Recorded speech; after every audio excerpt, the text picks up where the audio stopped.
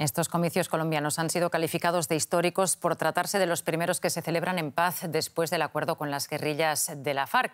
Desde nuestros estudios aquí en Berlín comentamos la repercusión de los resultados con la periodista colombiana Cristina Mendoza. Saludos, Cristina, gracias por acompañarnos.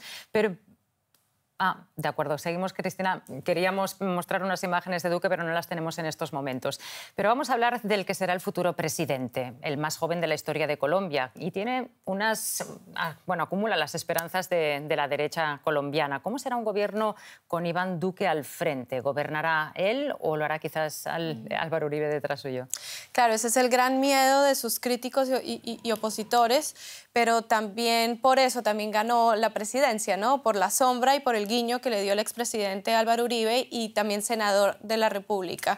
Yo creo que aquí lo importante es reconocer que con la victoria de Duque sí vuelve el uribismo al poder. Estamos hablando de un uribismo 2.0, como han asegurado algunos medios de comunicación, pero está en Duque revisar entonces hasta qué punto realmente va a consultar al expresidente o realmente va a hacer una dupla en el Congreso de la República con él, porque no olvidemos que el actual senador de la República, su partido, el Centro Democrático, obtuvo la mayoría de curules en el Senado y también en la Cámara de Representantes. Con esto entonces quiere decir que más la alianza de los partidos tradicionales que lograron apuntalar esta segunda vuelta y con ello la victoria de Duque como presidente de Colombia, quiere decir que obtiene la mayoría en el Congreso y con ello también pueden hacer una dupla entre ambos para gobernar.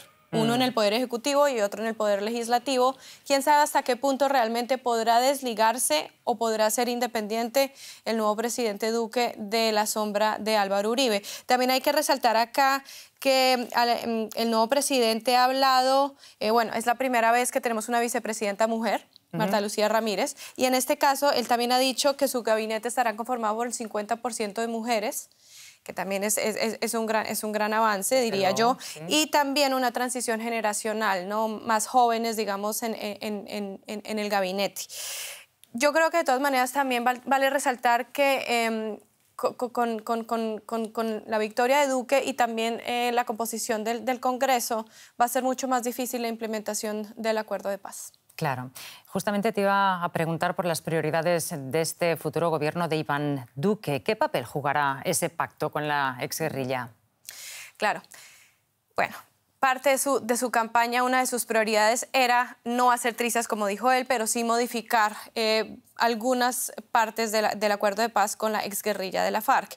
En este caso quiero mencionar dos puntos que me parecen relevantes. Uno, el pago de penas en prisión y no penas alternativas por delitos atroces. Y la otra, no participación en política sin haber cumplido esas penas en prisión.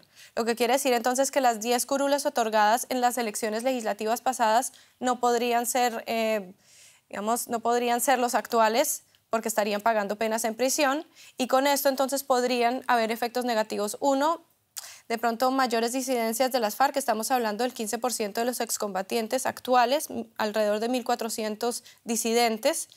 Estamos hablando también de una posible ida a la clandestinidad de algunos ex jefes de este grupo y de pronto también una pedida de asilo, ¿no? Hay que ver porque de todas maneras la participación política es una de las claves del acuerdo de paz y por lo que también la guerrilla decidió negociar.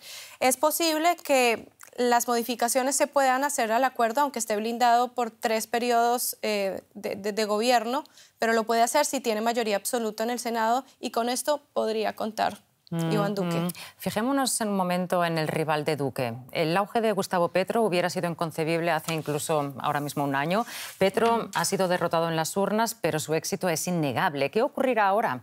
¿Se cristaliza la izquierda como una fuerza de relevancia dentro del espectro político de Colombia? Claro. Hace poco escuchábamos también la locución del segundo en las elecciones, Gustavo Petro, y con esto yo quiero resaltar dos cosas. Una es que él dice que los más de 8 millones de votos que obtuvo su movimiento Colombia Humana, él no lo ve como una derrota, lo ve como que aún no van a acceder al poder en Colombia. Quiere decir que ya está pensando en las elecciones de 2022. Y en este caso ya también aceptó su curul en el Senado y con esto una férrea oposición que ejercerá en el Congreso, pero también él ha dicho textualmente que lo que busca es que muera la clase tradicional, la clase de política tradicional en Colombia, un ataque férreo también a la corrupción, pero también movilizar al pueblo para las siguientes elecciones. Y se puso 2 prioridades inmediatas.